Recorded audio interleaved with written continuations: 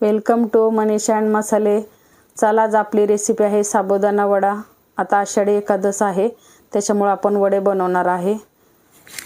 तर त्याच्यासाठी मी 1 वाटी साबुदाणा 3-4 पाण्याने स्वच्छ धुवून असा भिजत ठेवलेला आहे। एकदम थोडंसंच पाणी ठेवायचं साबुदाण्यावरती, जास्त नाही ठेवायचं। आणि ह्या वाटीचं माप आहे, ही 1 वाटी मी घेतला होता साबुदाणा, तो रात्रीच भिजत घातला होता। आणि वजनी प्रमाण 150 ग्रॅम आहे। अशा प्रकारे छान असा भिजलेला आहे। रात्रभर भिजत ठेवल्यामुळे साबुदाणा जास्त वेळ जास्त तासच भिजला पाहिजे, 10 ते 11 तास, तरच छान भिजतो। बिलकुल पाणी राहत नाही वडे करायचे म्हटल्यानंतर। अशा प्रकारे एकदम मोकळा झाला पाहिजे। आता मी बटाटे घेतलेले आहेत उकडून, एक मोठा आणि एक छोटा आहे। तर हे थंड झालेले आहेत बटाटे। मी शेंगदाणे घेतलेले आहेत, 100 ग्रॅम आहेत वजनी, आणि वाटीला थोडे कमी आहेत। आणि असे खरपूस शेंगदाणे भाजून घ्यायचे आणि थोडी साल काढून घेतलेली आहे मी। मिरच्या आहेत 7 ते 8 तिखट आहेत मिरच्या, ह्या तिखट तुमच्या आवडीप्रमाणे। आणि हे मिक्सरला बारीक करून घेऊया। अशा प्रकारे बारीक करून घ्यायचं, थोडंसं जाडच पाहिजे, एकदम बारीक नाही करायचं। आता ही खिसणी घेतली मी मोठी, ह्या खिसणीने मी बटाटा खिसून घेणार आहे। तुम्ही डायरेक्टली टाकू शकता, पण असं खिसून घेतल्यामुळे काय होतं, मिश्रण आपल्याला एकसारखं चांगलं मिक्स करता येतं। छान अशी बाइंडिंग येते मग त्या सगळ्या आपल्या मिश्रणाला। आता हे साबुदाणे आपण घेतलेले आहेत बाउलमध्ये, त्याच्यामध्ये आता एक एक करून सर्व साहित्य टाकून घेऊया। बटाटे जर गरम असतील तर चिकट होतात साबुदाणे। तर शेंगदाण्याचा कूट पण टाकलेला आहे। खरपूस भाजल्यामुळे तो कूट पण छान असा जाड होतो, तो पण कूट असा एकदम बारीक होत नाही, म्हणजे छान असा आपल्याला जसा पाहिजे तसा करता येतो। 1 चमचा साखर टाकली, अर्धा चमचे जिरे आहेत, जिरे चालत नसतील उपासाला तर नाही टाकले तरी चालेल।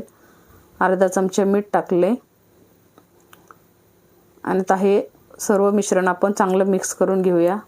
साखर आवडत नसेल नाही टाकले तरी चालेल, किंवा कमी जास्त करू शकता तुम्ही थोडी, पण साखर टाकल्यामुळे तिखट आणि गोड चव अशी छान अशी लागते। हे प्रमाण एकदम व्यवस्थित आहे। अशा प्रकारे गोळा झालेला आहे त्याचा, एकदम साहित्य एकदम मी बरोबर सांगितलेलं आहे। ह्याच प्रकारे केले तर बिलकुल तेलकट वगैरे होत नाहीत। आता याचे वडे बनवून घेऊया आपण। ह्या साईजचे बनवले तर 13-14 वडे बनतात, तुमच्या आवडीप्रमाणे मोठे छोटा करू शकता तुम्ही। आता सगळे वडे करून घेऊया। आता वडे बनवून झालेले आहेत, तेल गरम करायला ठेवलेलं आहे, मीडियम गॅस आहे। आता आपण ह्याच्यात थोडं मिश्रण टाकून चेक करतोय की तापलंय की नाही। हा, तेल गरम झालेलं आहे। तर असं तेल गरम झालेलं पाहिजे, नाहीतर थंड तेलात वडे चिटकतात आणि मग तेल ओढतात ते। आता एक एक करून वडे सोडून घेऊया, जेवढे बसतात तेवढे सोडायचे, जास्त गर्दी नाही करायची। तरीसुद्धा वडे हलवायला गेल्यानंतर मग ते फुटतात आणि मग परत ते तेल त्याच्यामध्ये घुसतं वड्यांमध्ये, त्याच्यामुळं। आणि टाकल्यानंतर 1-2-3 मिनटं तरी हलवायचं नाही वड्यांना। आता 3 मिनटापर्यंत आपण हलवणार नाही आहे, मीडियम गॅस आहे। आता 3 मिनटं झालेले आहेत। आता ह्या स्टेजला गॅस आपल्याला मीडियमपेक्षा छोटा करायचा आहे आणि वडे पलटी करून घ्यायचे आहेत। गॅस मोठा ठेवायचा नाही आता, नाहीतर मग आतून वडे कच्चे राहतील।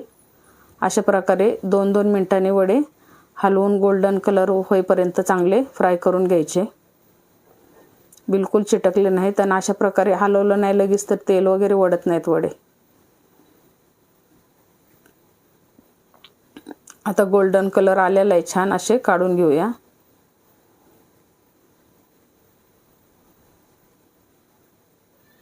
आता दुसरे पण आपण राहिलेले वडे पण सगळे असेच फ्राय करून घेऊया। अशा प्रकारे आपले साबुदाणा वडा तयार झालेला आहे।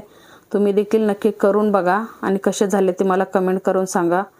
आणि माझे रेसिपीज तुम्हाला आवडल्या तर माझ्या चॅनलला लाईक, शेअर आणि सबस्क्राईब करा। आणि माझ्या चॅनलवर नवीन असाल तर नक्की माझ्या चॅनलला सबस्क्राईब करा।